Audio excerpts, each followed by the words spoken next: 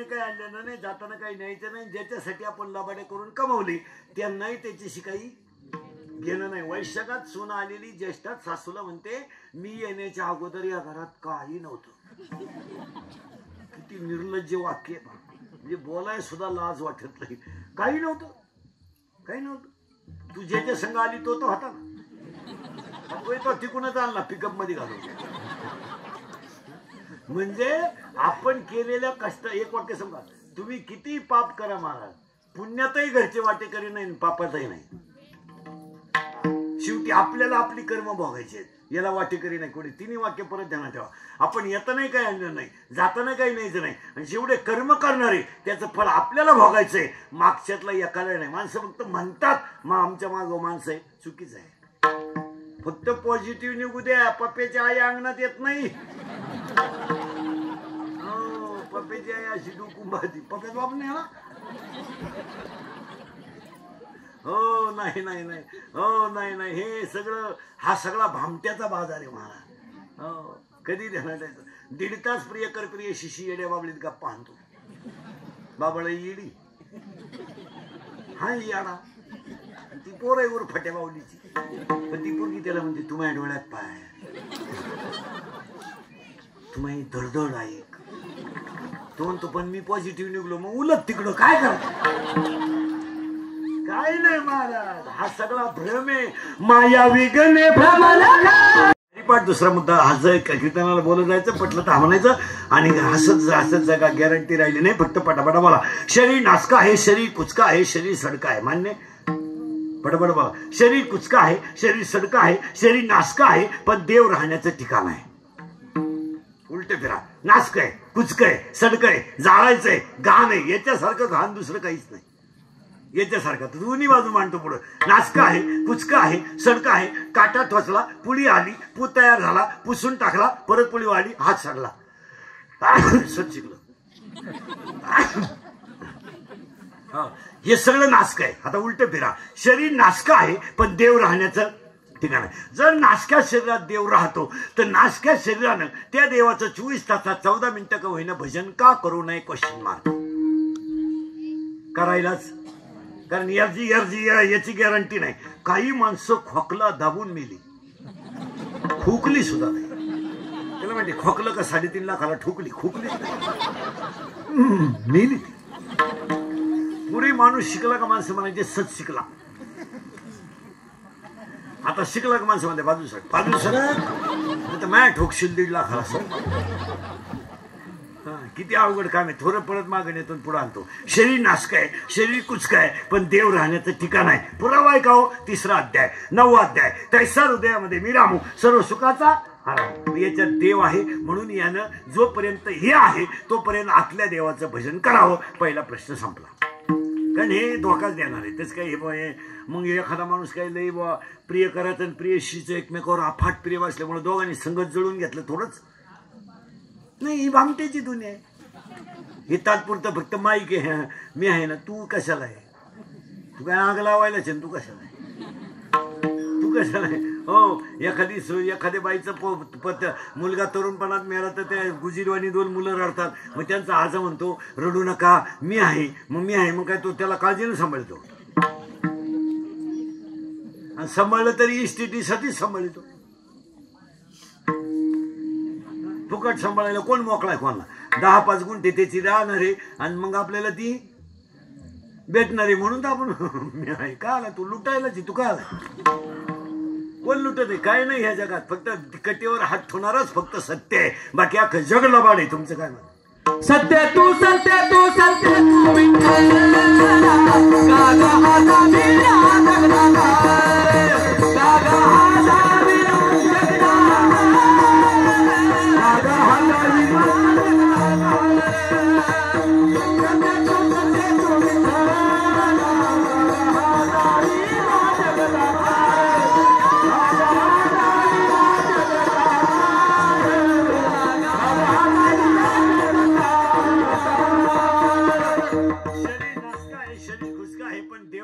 ठिकाण आहे म्हणून भजन करावा लागेल. पहिला प्रश्न पाहिला. दुसरा प्रश्न बोलत जा.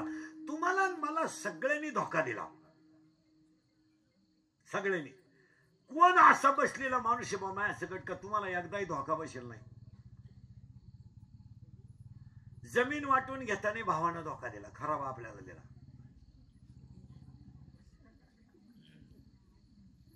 हा किंवा नाही. बायपास मध्ये जमीन गेली तर बहीण सह्या करीनं, राखी तुटली, दोरा उडून गेला, धोका दिला.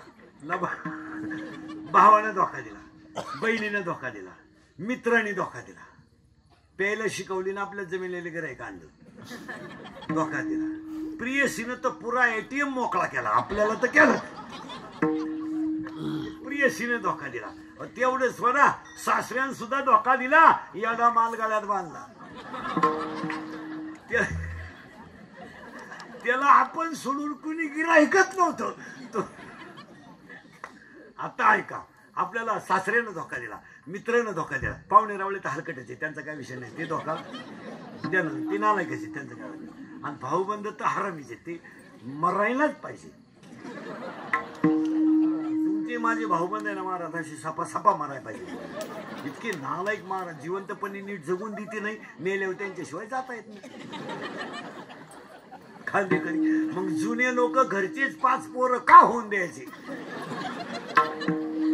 त्याला हे कारण आहे, नको कोणला रामराम उचल रे मडका चालली. आता माणसं खांदेकरी सुद्धा होत नाही. बायको बाथून 2 बटणं काढून तू काढ. चला, मित्राने धोका दिला, मैत्रीने धोका दिला, प्रियकराने धोका दिला, प्रियसीने धोका दिला. पण एक ध्यानात ठेवा, बसलेली माणसं, कटेवर हात आहे, विटेवर उभा आहे, त्या बिचाऱ्यानं अजून आपल्याला धोका दिला नाही. आता ऐका कसा दिला नाही. इतक्या दिवस आपण शेती करतोय, अजून आपल्याला सर्पदोष झाला नाही, अजून आपल्याला विंचू चावला नाही. आपलं शेतकऱ्याचं पोरग झोळीमध्ये शेतात खेळतंय, बाबलीच्या झाडाला झोळी बांधली, आई दनादन कांदे खुरपते, पोरग सणासण झोळीत घोरतंय, जगाचा बाप त्याला झोळीत सांभाळतोय. अजून आपल्याला शुगर नाही, अजून आपल्याला BP नाही, अजून आपल्याला अटॅक नाही, अजून आपले डोळे जागेवर आहेत, कान जागेवर आहे. मग सांगा, रुपया द्या नाही तर देऊ नका, भजन करा नाही तर करू नका. पोषितो जगासी एक नाम,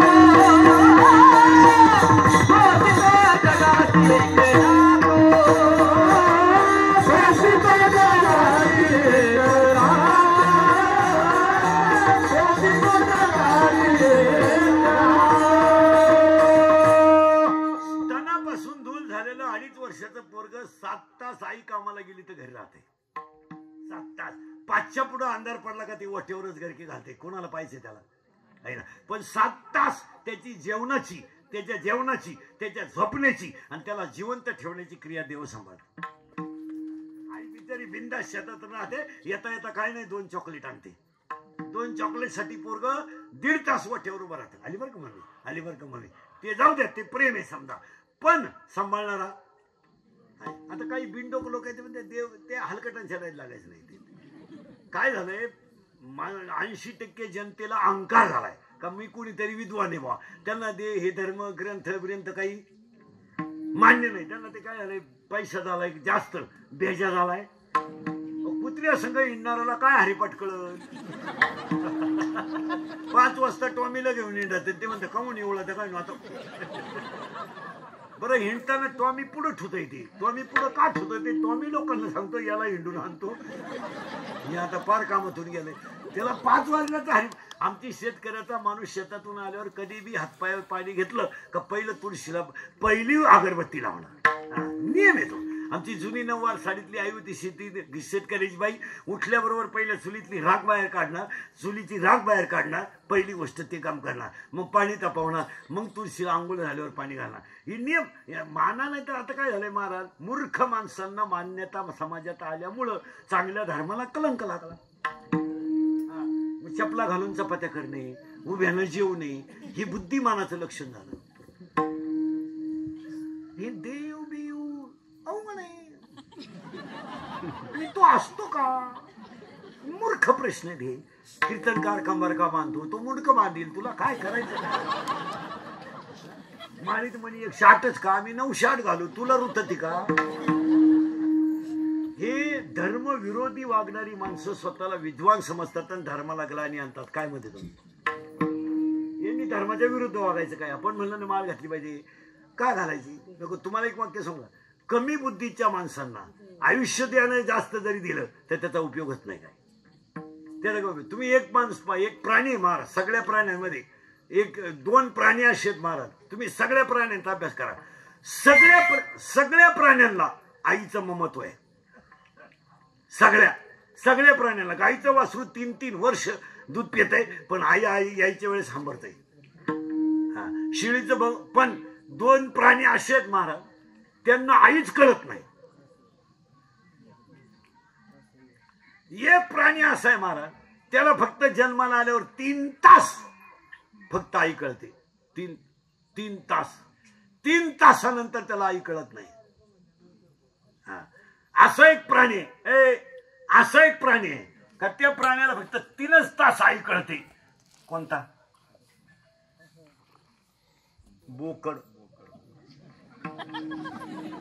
बोकड बोकड बोकड बोकड बोकड हा प्राणी ना महाराज, त्याला जन्मल्याबरोबर फक्त 3 तास आई कळते. तिथून पुढे त्याला आई, म्हणून त्याला आयुष्य 3 महिन्याच्या पुढे नाही.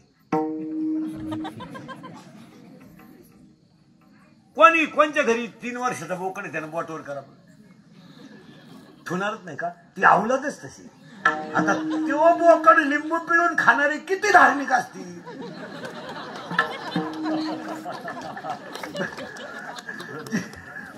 जे लिंबू पिळून तो बोकड हाणतात, ज्या बोकडाला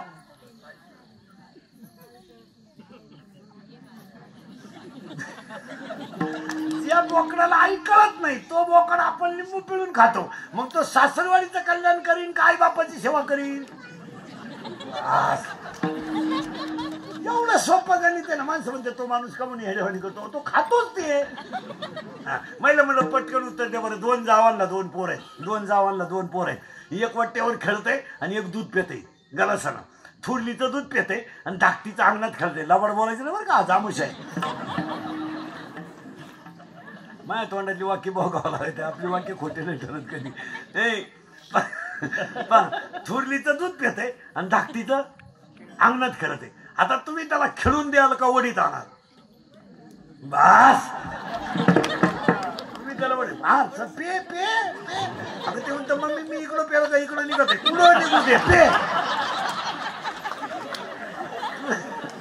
तुला 1.5 तास झुला भाऊ दे, पण तू दूध तिचं पेताय ना पे. म्हणतं मम्मी पचत नाही. नाही पचू दे.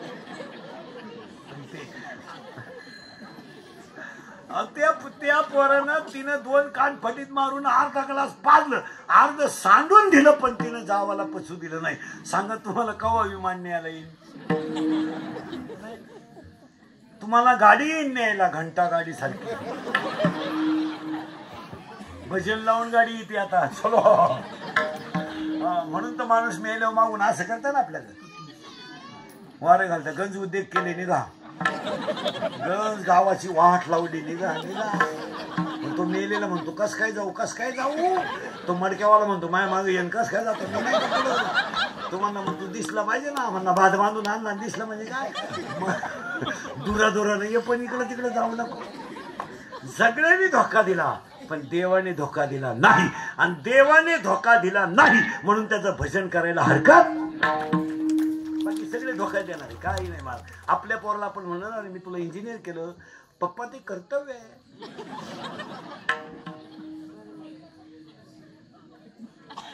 उत्तरच संपलं ना. अरे कर्तव्य पण मी कष्ट केले. तात्या बाबा हे बा, तुम्ही काही जरी केलं तरी ते तुमचं कर्तव्य. आणि तुम्ही मला माझी फी भरून मला कॉलेजला पाठवलं म्हणजे काही लई उपकार. जी जगातले बाप करतात, आणि तुम्हाला जर करायचंच नव्हतं तर मला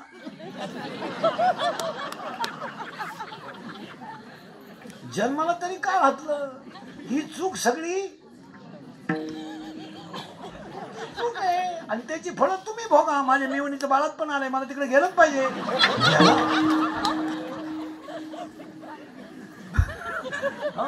असंच झालंय महाराज. काय झाली गंमत, महाराज माऊलीने लिहिलंय, मी नाही लिहिलं. नामासी विनमुख तो नर पापिया. अभंगातला दुसरा मुद्दा संपला. हसत हसत जगा.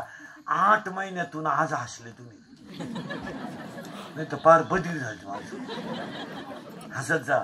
आणि जी माणसं मोठ्यानं हसतात ती सज्जन असतात, आणि जी गालात हसतात ती गद्दार असतात. आणि काही काही माणसं तर इतके दरिद्री आहेत का ना त्या पण हसत नाही, इतके पालथ्या मेंदूची माणसं.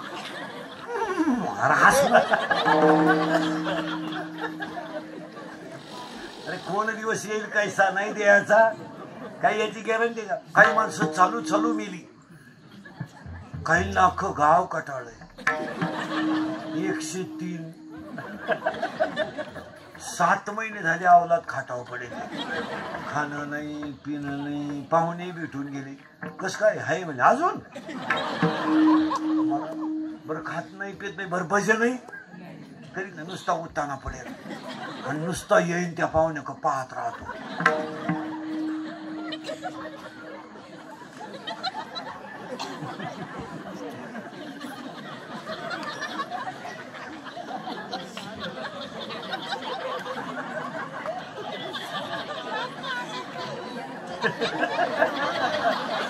पाहुणे म्हणले चहा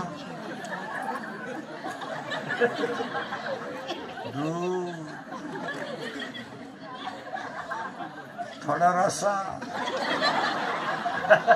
इकडून बंद झाला का इकडून खातो का रसा.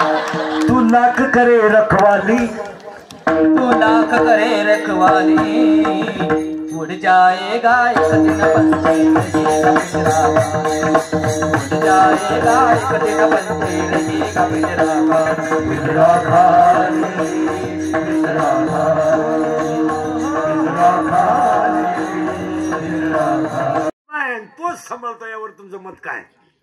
सगळ्यांनी धोका द्यायला बा. आपण एखादच कधी कधी नकळत सुटते आपल्याकडून, तरी तो बिचारा आपल्याला धोका देत नाही. सोमवार कधी कधी आपण चांगलं जेवण असलं तर दुपारी सोडतो. आता या आठवड्यात अशी मजा झाली महाराज. सोमवारी होता सोमवार, मंगळवारी एखादच, फक्त शिवरात बुधवारी यायला लागत होती. मग माळ करायची मजा. ते वाचलं बुधवारी, शिवरात गेली गुरुवारी, नाही तर काच काय आले. पण तो सांभाळतो का नाही? काही काही मग गरीब माणसांची इतकी निष्ठा आहे महाराज, फक्त 2 चहावर उपास करतात माणसं. बरं ते बसून राहत नाही, शेतात काम, तरी मग त्यांना सांभाळतो का नाही देऊ. शेतात काम करणारी स्त्री जर 2 चहावर उपवास करत असेल तर तिचा खरा उपवास म्हणायचा. मागे पुढे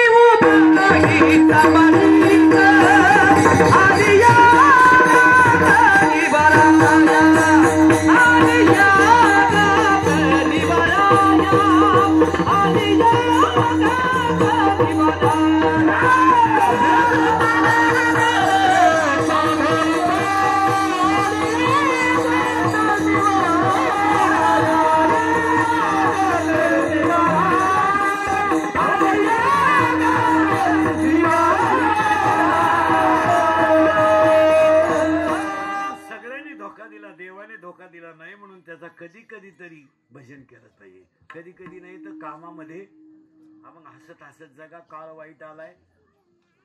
मग एकाने मला विचारलं, भजनात जर एवढी ताकद आहे तर कोरोना महाराष्ट्रात आलाच कसा?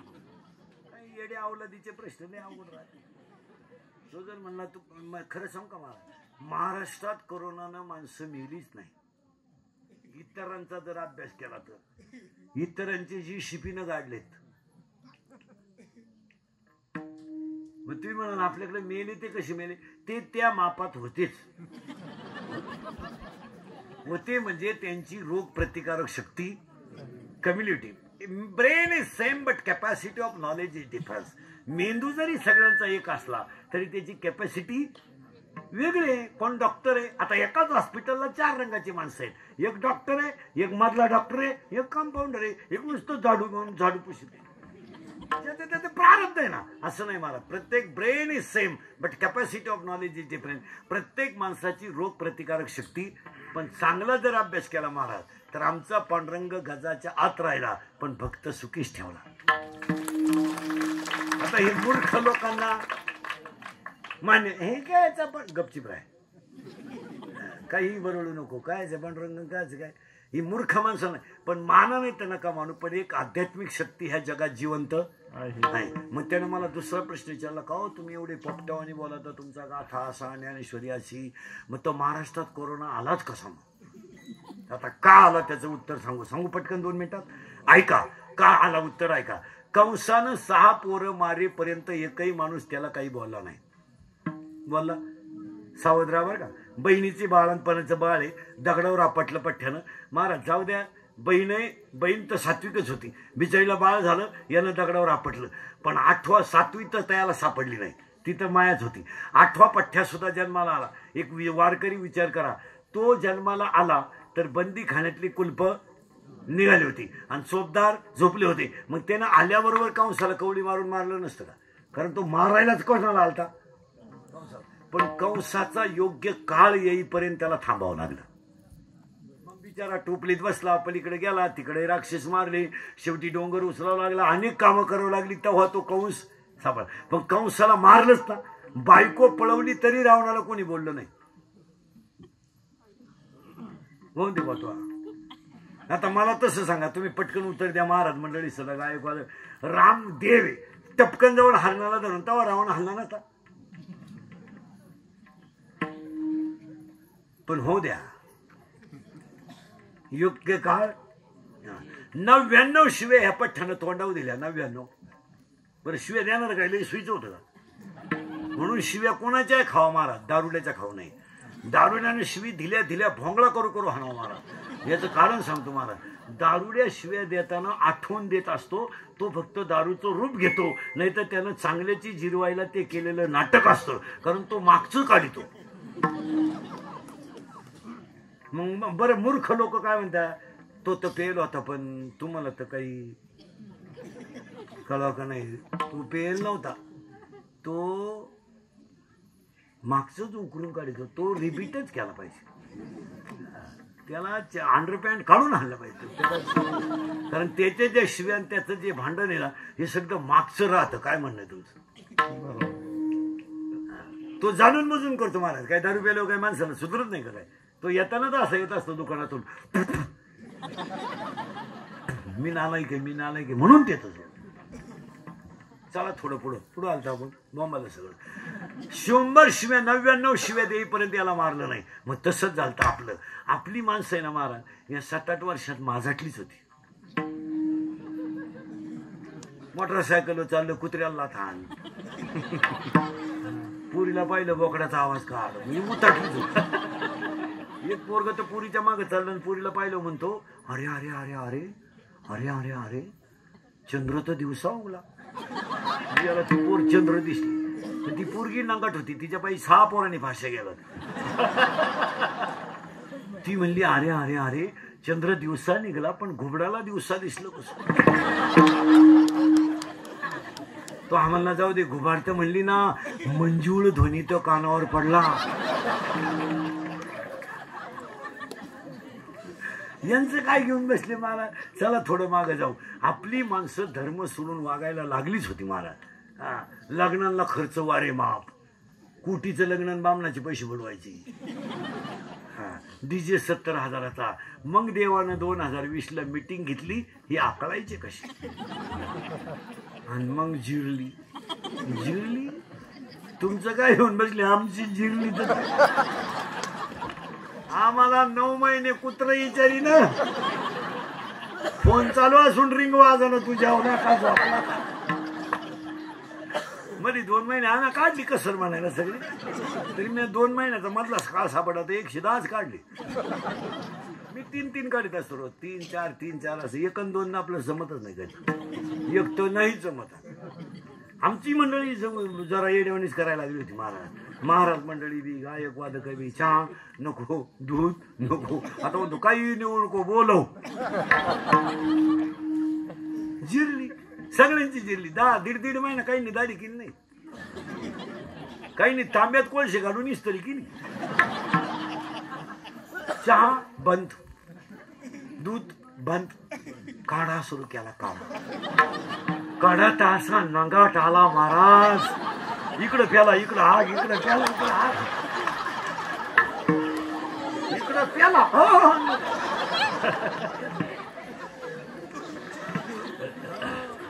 काम दाखवलं का नाही लग्न दिवस उगतात. एक जण म्हणलं मी उठलो तेव्हा तुमच्या वाट्या वाजत होतं काय म्हणले तेव्हाच नवरी गेली गेली.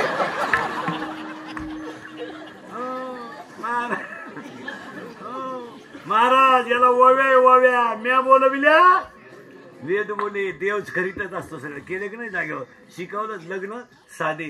काही काहींनी जमिनी इकल्या गेले पुन्हा मुंबईला राहिला. लॉकडाऊन झाला आलं येड्या बावळी झोपाय जागा कुठे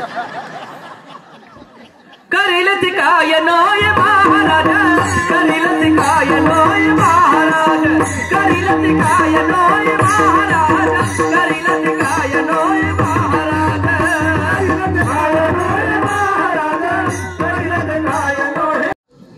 आणि कोण तुमचं आठवण दिलं मौतीला माणसं नाही.